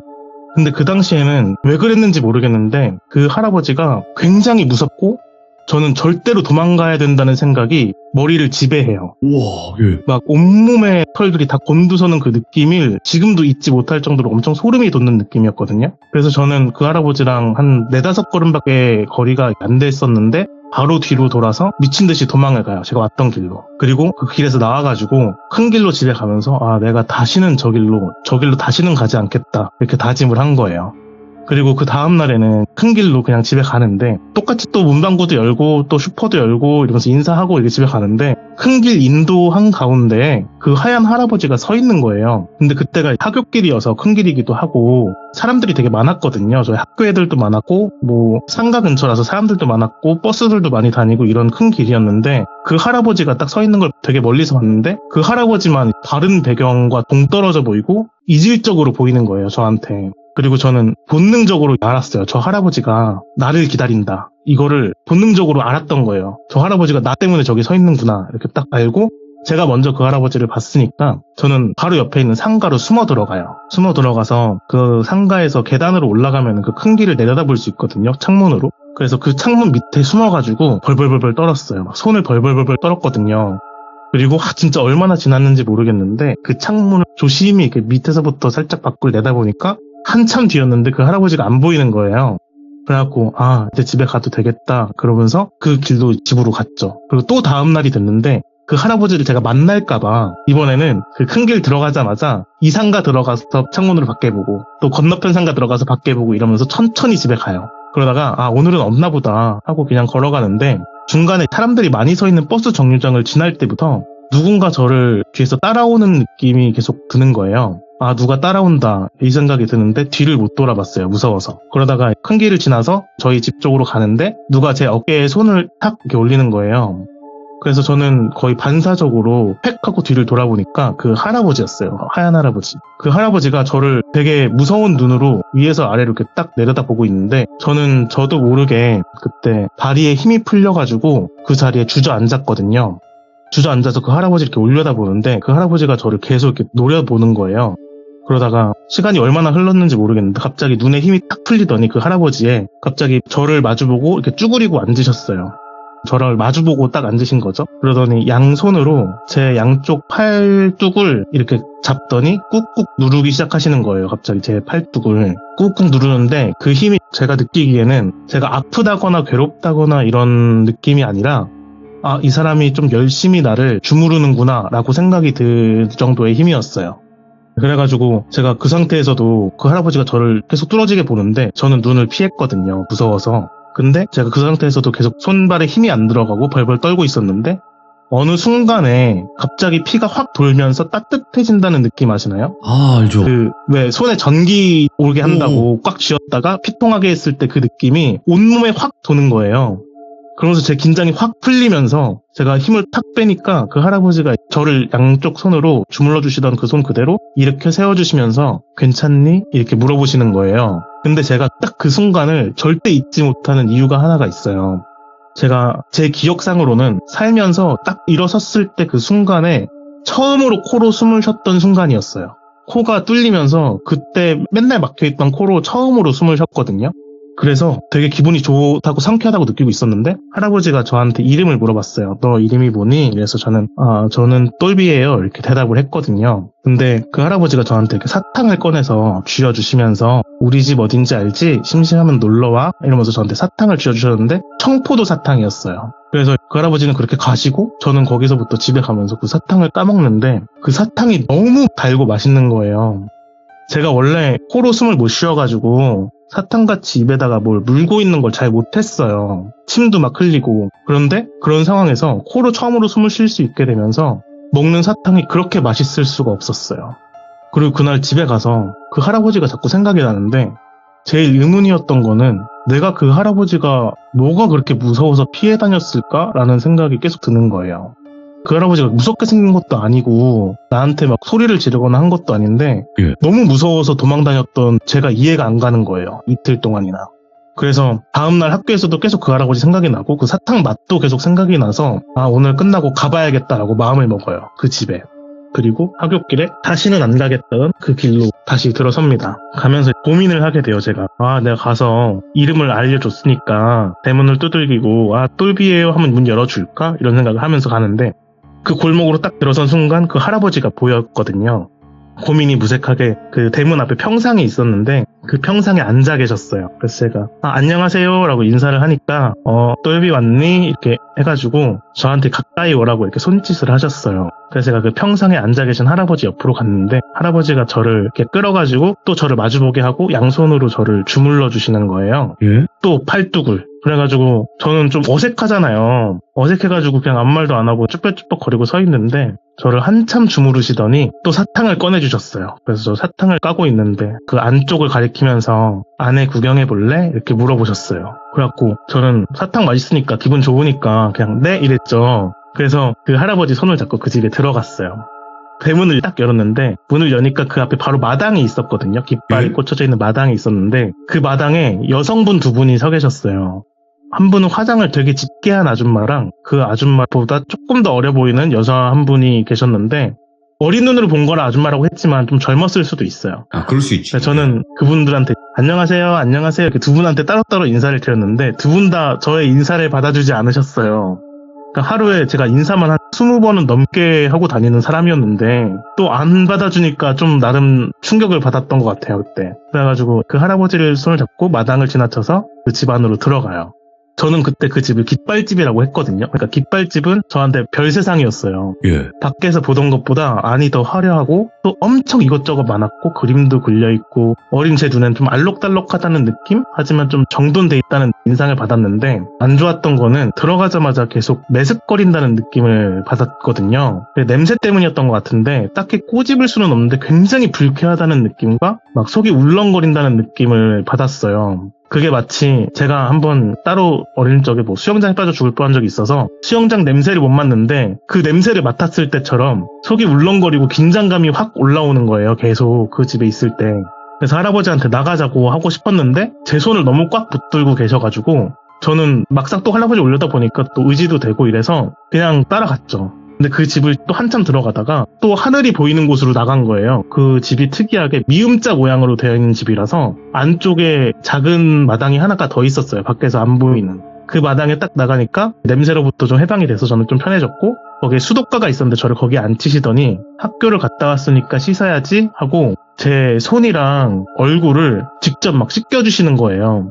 근데 제가 원래 좀 독립적인 성격이었어서 혼자 샤워도 하고 막 잘했는데 왠지 그때는 아기처럼 되게 무기력하게 씻겼어요. 오, 씻겨짐을 당했구만. 예. 네, 계속 이렇게 저를 되게 아기처럼 씻겨주셨거든요. 그리고 다 씻고 나서 그날은 뭐 별일 없었고 대문까지 저를 다시 바래다 주시면서 사탕 하나 더 주시고 저한테 똘비야 바로 집으로 가. 할아버지가 저한테 그러셨거든요. 바로 집으로 가라고. 근데 그날 이후로 저는 따로 뭐 약속이나 그런 걸 안 해도 말은 안 해도 학교를 가는 날이면은 꼭 그 깃발집에 갔었어요. 하굣길에. 그래서 당장 저희 집에도 외할머니랑 외할아버지가 계신데 저는 그 깃발집 할아버지가 너무 보고 싶은 거예요. 맨날. 꼭 사탕 때문은 아니었는데 근데 항상 갈 때마다 할아버지가 저를 주물러 주시고 또 손도 닦아주고 세수도 시켜주셨고 대문 앞 평상에서 요구르트도 먹고 제가 막 조잘조잘 떠드는 얘기도 다 들어주셨어요. 예를 들어 학교에서 있었던 이야기도 하고 문방구에서 산 조잡한 장난감 자랑도 했었고 하굣길에 제가 막 탐험했던 곳들에 대한 이야기들도 다 했거든요.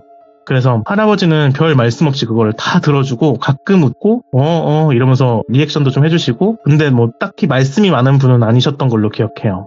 그리고 또 어느 날은 깃발집에 들어가서 낮잠도 자기도 했고요. 근데 그 두 번째로 그 깃발집에 갔을 때는 이상하게 메스껍거나 그런 냄새가 안 나고 되게 편안했거든요. 근데 이때부터 제가 느낀 거는 지금 기억하는 향은 향냄새였어요. 향냄새를 맡았는데 네. 그 할아버지 몸에서도 향냄새가 항상 났고 그 집에서도 그 향냄새가 항상 나서 저도 지금까지 그 향냄새를 좀 좋아하거든요. 그때 기억 때문인지. 그래서 그렇게 지내다가 근데 또 막상 집에 가면은 엄마랑 할머니 할아버지한테 그 깃발집에 대한 얘기는 단 한마디도 하지 않았어요. 왜냐면은 워낙 엄하기도 하셨고 왠지 말하면 혼날 것 같은 느낌을 제가 어린 마음에도 받았던 것 같아요. 네. 근데 저희 어렸을 때는 학교를 주 6일을 갔어요. 토요일도 학교를 갔거든요. 근데 수요일하고 토요일은 급식을 안 먹고 집에 일찍 가는 날이었어요. 그래서 그때가 수요일인지 토요일인지 모르겠는데 좀 일찍 끝나는 날이어가지고 오늘은 아지트를 들렀다가 깃발집을 가자 이렇게 제가 계획을 세운 거예요. 그래서 처음에 학교가 끝나고 아지트를 먼저 갔죠. 근데 그 나이트클럽 뒤 공터로 딱 갔는데 소파들이 싹 사라진 거예요. 소파 더미가 모두 다 사라져가지고 그 공터의 턱에 앉아가지고 제가 굉장히 허무하게 슬퍼했던 기억이 나요. 그래서 거기 한참 있다가 깃발집이나 가야겠다 그리고 깃발집으로 갔죠. 그리고 또 그날도 항상 하던 패턴대로 주물름 당하고 그리고 세수랑 씻김 당하고 그리고 할아버지랑 있다가 할아버지한테 그 아지트가 없어졌다고 너무 슬프다고 이런 얘기도 하고 그렇게 그날은 또 지나갔어요. 근데 그렇게 또 며칠 뒤에 네. 엄마가 어떻게 알았는지 저한테 너 학교 끝나고 어디 이상한 데 가니? 오? 이상한 집 들어가고 막 그러니? 이렇게 물어보는 거예요. 예? 근데 처음에는 갑자기 저한테 그렇게 물어보니까 처음엔 되게 부정을 했어요. 근데 결국에는 깃발집에 대한 얘기를 모두 털어놓게 돼요. 제가 뭐 할아버지를 만나서 그 할아버지랑 놀고 그 깃발집에 있었고 어디에 있는 깃발집이고 이렇게 다 얘기를 하게 되거든요. 근데 그 말을 딱 들으신 엄마가 되게 화를 내시면서 저를 집에다 두고 저녁에 밖으로 나가셔요. 예. 그리고 며칠 뒤부터 제가 학교가 끝나면은 교문 앞에서 픽업차가 오는 태권도장을 엄마가 억지로 등록하게 시켰거든요. 그래갖고 학교 끝나면은 그 픽업차 타고 태권도장을 갔다가 어머니가 그 태권도장에 데리러 오면은 바로 집으로 가고 약간 이 생활이 반복이 돼서 깃발집을 못 가게 돼요. 탐험도 못 하게 되고. 그렇게 2학년이 되고 저는 이사를 하게 돼요. 그리고 깃발집에 대한 그림도 서서히 사라지게 되죠. 그리고 이사를 가던 시기부터 제가 좀 달라지게 돼요. 달고 살던 감기가 싹 사라졌고 말라있던 제가 약간 소화비만 정도까지 살도 찌고 키도 커요. 그리고 말이 두꺼운 안경도 벗게 되고 성격도 되게 산만했었는데 차분해지게 되거든요. 그리고 나중에 고등학교쯤 됐을 때 생각이 나가지고 그 깃발집을 찾아갔었는데 버스를 타고 더 이상 그 집에는 깃발이 걸려있지 않게 돼요. 그리고 또 잊고 지내게 되죠. 그러다가 또 시간이 흘러서 제가 군대를 갔다 와서 전역하고 엄마랑 단둘이서 술을 마시면서 이야기를 할 기회가 생겨서 막 이 얘기 저 얘기 하다가 제가 문득 그 깃발집에 대해서 물어봐요, 엄마한테. 혹시 초등학교 1학년 때 그 일 기억나? 이러면서 물어보니까 엄마가 진짜 한참 동안 생각을 하시다가 말이 없다가 저한테 그때 정말 많이 힘들었다 하면서 그때 이야기를 해주세요. 와, 어머니 시점이다, 이제. 네, 이제부터는 저희 어머니의 기억이에요. 어린 외아들이 몸도 약한데 성격이 너무 어디로 튈지 모르는 애라서 학교에 입학하는 게 너무 걱정이 되셨대요. 왜냐면은 애가 빈집에 혼자 들어가는 게 걱정이 된 거예요. 집에 들어가는데 아무도 없는 게. 그래서 저 때문에 외할머니랑 외할아버지를 집에 모시게 돼요. 저 집에 들어갔을 때 혼자 있지 말라고. 그리고 아빠는 사업 때문에 항상 밤에나 들어오시니까. 근데 항상 퇴근하고 오셔가지고 제가 집에다가 벗어놓은 옷 같은 거를 보면은 너무 더럽고 살짝만 들어도 모래가 후두두둑 떨어지고 냄새도 엄청나게 났다고요, 제 옷에서. 그래서 애가 학교 끝나고 심심하니까 놀이터에서 뒹굴다가 오는갑다 생각을 하고 별로 신경을 안 쓰셨대요, 처음에는. 그러다가 어느 날부터 제가 조금씩 달라지기 시작했대요. 일단 제일 처음에는 제가 집에서 밥을 전혀 안 먹기 시작했대요, 저녁에. 안 그래도 마른 애가 밥을 안 먹으니까 막 억지로라도 먹이려고 혼도 내고 막 소리도 지르셨다고 해요.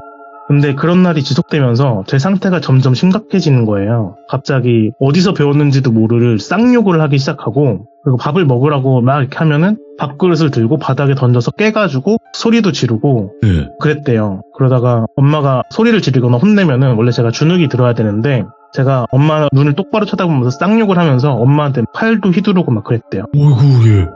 그러다가 제가 아빠가 밤에 오시면은 아빠가 제가 그 난동을 피우고 있으니까 저를 온몸으로 맞고 그리고 방에다 가두실 수밖에 없었대요. 그리고 이게 제일 저한테 눈물 버튼인데 네. 외할머니가 같이 살았다고 했잖아요. 예? 근데 할머니가 저를 진짜 이뻐하셨는데 그때 할머니가 저한테 말만 걸어도 제가 할머니한테 특히 그렇게 경기를 일으켰대요.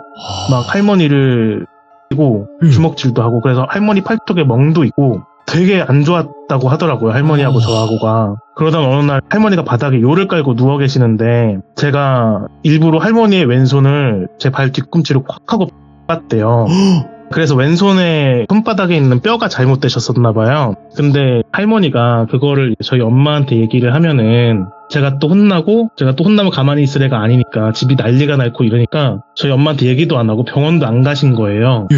그래갖고 왼손이 고질적으로 안 좋아지게 되셨어요. 그리고 할머니는 그런 와중에도 저를 혼내는 엄마하고 아빠를 계속 말리고 저를 감싸주셨대요. 아휴. 예. 그리고 제가 좀 자극적이어서 다는 말씀을 못 드리지만 부엌칼도 든 적이 있고 어머. 그리고 저 스스로를 주먹으로 때리면서 제 몸에 상처도 내고 막 그랬대요. 예. 그리고 이불에 똥오줌도 못 가리고 막 그랬다고 하더라고요. 그러니까 지금 말로 치면은 완전히 금쪽이 중에서도 끝판왕이었던 거죠. 예. 근데 또 신기한 게 아침만 되면 애가 멀쩡해져서 말도 없이 아침밥 먹고 학교를 갔대요. 잘. 예. 엄마 차 타고. 근데 이 얘기를 군대 갔다 와서 술 마시면서 듣고 있는데 저는 이 상황을 아무것도 기억을 못 한다는 게 신기한 거예요. 거기만 잘려있는 듯하게. 잘려있는 듯한 것도 아니고 이 상황, 이 시절에 대한 저의 기억은 그냥 학교에서의 기억들이랑 학교길에 대한 기억 이런 거밖에 없어요. 엄청 생생하게. 오. 근데 이런 얘기를 듣는 게 저의 행실이 아무것도 생각이 안 나고 그냥 남 얘기 듣는 것 같은 느낌이 드는 거예요. 근데 생각해보세요. 저희 어머니 입장에서는 애가 학교를 가면서 달라진 거잖아요. 입학하고 나서. 그러니까 이게 학교 탓이다 라고 확신을 하신 거예요. 친구를 잘못 만났거나 아니면 학교에서 욕을 배웠거나 뭐 이런 거다 하고 확신을 하신 거예요. 그래서 엄마가 얘를 학교를 좀 쉬어야겠다. 집에서 교육하는 한이 있더라도 네. 쉬어야겠다 이러고 1년까지 휴직계를 낼 생각으로 일단 2주를 휴직하면서 저를 학교를 안 보내게 돼요. 그리고 그날 오후에 담임 선생님을 찾아가죠. 담임 선생님 얘기를 들으니까 애가 학교에서는 되게 정상적인 애였어요. 예. 친구가 뭐 많진 않았지만 혼자 잘 놀고 호기심이 많고 좀 산만한 게 탈이었는데 특별히 또래 아이들과 다른 문제점이 없다고 하신 거죠. 근데 오히려 제가 너무 몸이 약하니까 학교를 안 나오고 어머니가 오셔가지고 너무 놀래가지고 애가 잘못된 줄 알고 그래갖고 막 수업 중에 뛰어나오신 거예요. 엄마가 왔으니까. 근데 엄마는 당시에 그 선생님한테 제가 집에서 어떤 행실을 하고 있고 어떤 문제가 있었는지 얘기를 안 했다고 해요. 왜냐면 분명히 그래도 선생님이 모르거나 네. 아니면은 친구들끼리 있었던 일이거나 분명히 학교가 문제다 이러면서 선생님한테는 얘기 안 하고 그냥 집에 오게 되죠. 그리고 내가 교육을 시켜야겠다. 내가 집에서 무조건 애를 고쳐놔야겠다라고 마음을 크게 먹은 거죠. 아빠랑 상의해서. 그리고 그날부터 저를 집에서 지켜보게 돼요. 엄마가. 근데 이상한 게 아침이랑 낮에는 제가 좀 얌전했대요. 비교적으로. 뭐 말을 하거나 웃거나 헤매지는 않은데 비교적 얌전하게 TV를 보고 있는다던가 뭐 낮잠을 잔다던가 바깥 구경도 하고 이러면서 큰 사건 없이 낮 시간을 보내더래요. 근데 저녁 5시쯤이 넘어가면은 다시 제가 미쳐버리는 거죠. 하루는 제가 제 분에 못 이겨서 벽을 발로 찼대요. 제가 제 발로. 그래가지고 제 발톱이 빠져가지고 네. 발에서 피가 막 나는데 애가 그리고 아프니까 울 거 아니에요. 근데 아파서 우는 게 아니라 분노에 가득 찬 눈으로 시뻘건 눈으로 막 얼굴까지 시뻘개져서 눈물을 뚝뚝 흘리면서 자기를 째려봤다고 하더라고요. 근데 결국 엄마는 애를 계속 지켜보니까 5시만 되면 애가 이상해지는 게 이상하지. 학교 때문인 건 아닌 거라는 게 엄마가 판단이 내려졌나 봐요. 맞죠. 학교가 예. 문제가 아니구나. 학교를 안 보내고 내가 일을 쉬는 게 의미가 없겠다 싶어가지고 다시 저를 2주 만에 학교를 보내게 된 거죠. 제가 그래서 2주 만에 학교를 나가게 된 거예요. 그렇게 다시 저녁마다 전쟁을 치르던 어느 날이었는데 엄마가 퇴근하고 집에 들어왔는데 현관문에서 할머니가 울고 계시더래요. 그래서 엄마는 또 똘비가 때렸구나 하면서 할머니한테 왜 그러냐고 물어봤는데 할머니가 애가 돌아왔어. 똘비가 돌아왔어. 이러시더래요. 그래서 집에 들어와서 저를 봤는데 제가 굉장히 얌전하게 옷을 갈아입고 엄마한테 다녀오셨어요? 라고 인사를 했다는 거예요. 그리고 그날 저녁부터 제가 밥을 미친 듯이 먹더래요. 성격도 옛날 성격으로 돌아왔고 그리고 정상적인 대화가 되더래요. 좀 이상했을 때는 제가 말도 못하고 욕밖에 안 하고 그런데 제가 다시 정상적인 문장을 만들어서 이야기를 하기 시작한 거죠. 예. 그래서 그날 저희 할머니, 할아버지, 엄마가 같이 우셨고 아빠도 당시 폭력적인 저를 막으려고 때리고 가두고 하면서도 마음이 엄청 아프셨을 거 아니에요. 얼마나 아팠을까. 네, 그래갖고 알게 모르게 고생 많이 했고 아마 혼자 우셨을 거라고 하시더라고요. 근데 정작 제가 괜찮아졌잖아요. 근데 저한테 왜 그랬었니? 라고 묻지는 못하셨어요. 예. 왜냐면 너무 조심스럽고 지금은 괜찮은데 괜히 물어봤다가 잘못될까봐 가족들이 입을 맞춘 듯이 저한테 그때 얘기를 아예 안 꺼냈던 거예요. 그러다가 평화롭고 조심스러운 날들이 계속되다가 학교에서 연락이 와요. 어떤 학부모한테 연락이 왔는데 제가 무당집에 들어가는 걸 보고 담임 선생님한테 무당집 자식이 학교를 다니냐고 따지듯이 전화가 왔었다고 해요. 다니면 안 되나? 근데 그게 저라는 걸 어떻게 알았는지 모르겠는데 어쨌든 엄마한테 그 얘기가 들어가게 된 거죠. 그리고 그날 엄마가 저한테 물어본 거예요. 너 어디 가냐고. 근데 그때 저희 집안이 되게 독실한 천주교 집안이거든요. 저도 태어날 때부터 유아 세례를 받아서 세례명이 있어요. 근데 어머니는 깜짝 놀라가지고 그때 저에게 물어보고 추궁을 하게 됐고 얘기를 들으시고는 놀라가지고 그 무당집을 그날 저녁에 찾아가신 거예요. 근데 어머니 말로는 저녁에 갔을 때 그 할아버지는 안 계셨고 아줌마만 계셨는데 그 아주머니가 무당분이셨대요. 그리고 할아버지 물어보니까 낮에 계시던 할아버지는 어머니 말에 따르면 그냥 그 무당분이 어르신이라고 부르는 분이었대요. 네. 그리고 엄마가 가자마자 그 무당한테 자기는 똘비 엄마고 똘비가 여기를 들락거린다는 얘기를 듣고 놀라서 왔다 이렇게 얘기를 했대요. 그 무당 아줌마가 이렇게 됐다가 아 그럼 일단 들어오세요 하셔가지고 마주보고 앉게 돼요. 그리고 무당이 어머니한테 얘기를 해주시는 거예요. 아이가 이상한 곳에서 나쁜 걸 묻혀서 돌아다니길래 우리가 기도를 좀 해줬어요. 어머님 걱정처럼 아이에게 나쁘거나 해가 될 만한 일은 한 적이 없고 단지 아이 몸이 괜찮아질 때까지 어르신이 돌봐주고 놀아주면서 사탕이나 좀 나눠준 게 다예요. 예. 이렇게 말씀을 하시는 거예요. 그리고 또 이제 아이가 괜찮아진 듯한데 멀쩡하고 평범한 아이가 무당집에 이렇게 들락거리는 게 아이에게도 나중에 좋을 게 없어요. 그러니까 아이가 좋아하고 어르신도 똘비를 좋아해서 오면 잠시 놀아주시기는 하는데 어르신도 애한테 오지 말라고 못한다고 하는 거예요. 네. 아이가 상처받을까봐 걱정하시는 거예요. 그러면서 이제 마지막으로 이 동네가 점점 번화하고 겉은 번지르르해져가도 험한 게 많은 동네예요. 헐. 근데 아이가 아주 약한 아이가 이 동네를 사방팔방 다 돌아다닌 거죠. 그래서 어르신이 돌아다니면서 청소를 하시는데 준비가 되면 이 동네에서 이사를 가시는 게 좋을 것 같아요. 그럼 아이가 더 괜찮아지실 테죠. 이렇게 얘기를 하신 거예요.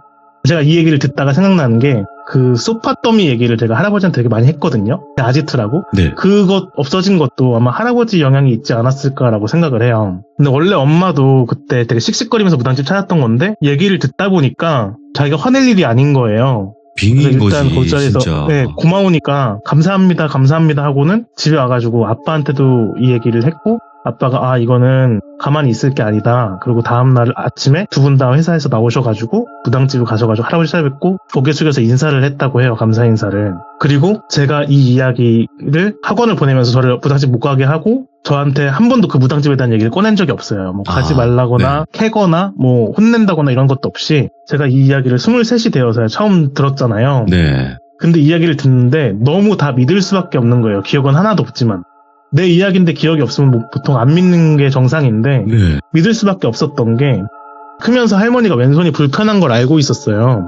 예. 그래서 바지도 혼자서 뭐 축혀 올리시고 그래서 제가 도와드렸거든요. 맨날 신발끈도 못 묶으셔서 맨날 도와드리고 했었는데 그 기억이 확 나는 거예요. 그리고 그 외에도 뭐 2주간 학교를 안 갔던 거, 그리고 발톱이 아파가지고 그랬던 거, 그런 것들이 다 겹쳐지면서 안 믿을 수가 없게 되었어요. 네. 근데 제가 고등학교를 다닐 때 할머니 할아버지가 돌아가셨거든요. 아휴, 예. 그리고 제가 군대에 계실 때도 아버지가 질병으로 돌아가셨어요.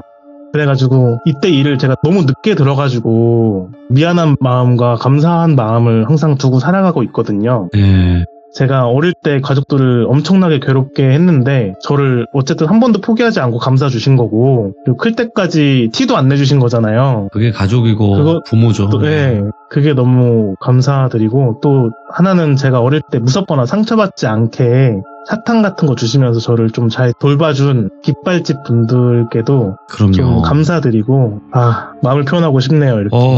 제 이야기는 여기까지입니다. 이 사연을 듣고 그 깃발집에 계셨던 뭐 무당분이시나 뭐 할아버님은 안 계실 수도 있겠죠. 시간이 많이 흘렀기 때문에. 그쵸, 거의 30년 가까이 지난 시간이니까. 네. 그치만 혹여라도 이렇게 연락이 닿아서 이렇게 좀 만나서 또 그때 감사했다라고 한마디만 할 수 있으면 그 짐이 좀 덜어질 텐데요. 그죠? 맞아요. 제가 꼭 그러고 싶어요. 그럴 수 있다면은. 아이고, 근데 진짜 오늘 이야기는 어떻게 뭐 딴 생각을 할 수조차도 없는 이야기네, 이거. 그러니까 저도 그런 걸 막 믿고 살고 그러진 않았는데 예. 믿을 수밖에 없었어요. 저는 이 얘기를 처음 듣고는.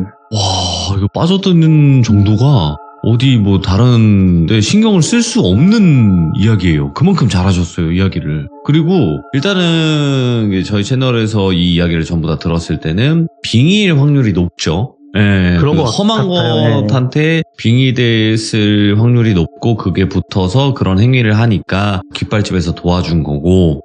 그쵸. 근데 너무 그게 부모님께서는 차마 지금도 아마 전부 이야기 안 하셨을 것 같아요. 더 심한 경우였을 것 같아요. 그랬을 것 같아요. 저희 어머니도 굉장히 그때 얘기하시면서 좀 힘들어 하셨거든요. 그래도 어떻게 좀 잘 해결이 되어서 다행인데, 이 이야기를 이미 할머님, 할아버님 돌아가시고 아버님까지 돌아가시고 나서 들은 거죠? 네. 그래서 더 마음에 짐이 있으셨겠구나. 할머니의 그 손이 막 꿈에도 나올 정도로 아직도 좀 마음이 아팠어요. 근데 저는 전혀 몰랐죠. 그냥 할머니가 원래 손이 불편했구나. 약간 이런 식으로 알고 있었으니까. 근데 그 짐 좀 내려놓으셔도 될 것 같은 게요. 부모는 그런 걸 다 초월합니다. 부모님들은 다 초월하니까 너무 그거를 마음에 담아두지 마시고, 어쨌든 지금 같은 공간에는 없겠지만 나중에 가서 웃으면서 만나면 되는 거니까. 그렇잖아요? 돌비님이 얘기해 주시니까 마음이 좀 놓이네요. 그냥 편하게, 그때 당시에는 내가 아니었다. 그 어린아이가 무슨 잘못이 있겠습니까? 전혀 잘못이 없다고 생각을 하거든요. 그러니까 그냥 편안하게 오늘 이야기 이렇게 털어놓으시면서 좀 마음의 짐을 내려놓으셨으면 좋겠고, 그리고 혹시 궁금해서 그러는데 큰 지역만 말씀이 가능하세요? 그때 그 폐 라이트가 있었던 곳이? 그때는 풍납동이었던 걸로 기억해요. 풍납동? 네, 풍납동. 그 잠실 옆에 거기요? 네, 그쪽입니다. 굉장히 서울이죠? 굉장히 큰 도시인데 지금은? 맞습니다. 예전에는 아니었을 수도 있겠지만요. 예전에도 크긴 했는데 그 큰 길에서 옆으로 좀만 빠져도 허름한 길이 되게 많았어요. 그럴 수 있죠. 네네네. 알겠습니다. 오늘 또 이렇게 사람타님께서 말씀 잘 해주셔서 너무너무 감사드리고, 혹여라도 제발 다른 사연이 있으면 꼭 찾아와 주시기 바라겠습니다. 네, 약간의 여담을 풀자면은 네네. 제가 몸이 아프지 않아지면서 생긴 몇 가지 부작용들이 있었거든요. 어떤 걸까요? 지금은 사라졌는데 식탐이랑 그리고 틱이라고 불리는 그 뚜렛 증후군, 그리고 굉장히 심한 몽유병이 생겼었어요. 네. 그래서 나중에 이 이야기도 풀 기회를 주신다면 한번 또 찾아뵙고 싶습니다. 이것도 어떤 사연이 있나 보네. 네, 있습니다. 한번 또 나중에 제가 정리를 해서 또 한번 찾아뵙겠습니다. 못 나가요, 어차피 사람타님. 이제 들어오시는 거는 그래 내가 제보 한번 해봐야지 라는 마음으로 제보를 하시지만, 들어오는 거는 자유인데 이게 나가는 게 쉽지가 않아서. 아무튼 감사합니다. 네, 감사합니다. 항상 건강하세요. 돌비님도요. 네. 엄청나게 뭔가 자극적인 게 나온 것도 아니지만 이렇게 레전드 이야기예요, 여러분들. 진짜 어디 무슨 잠깐 뭐 하고 계신 분들도 아마 다 들렸을 겁니다, 이번 이야기. 그리고 머릿속에 상상이 쫙 되면서 그 그림이 그려지면서 뭐 깃발집의 그 할아버지, 아니면 뭐 그 폐 나이트의 그 소파로 된 산더미, 이런 거 다 머릿속에 그려졌을 거라고 생각을 해요. 그래서 다음에 또 다른 이야기 들려주신다고 하니까 많은 응원 부탁드리도록 하겠습니다. 감사합니다.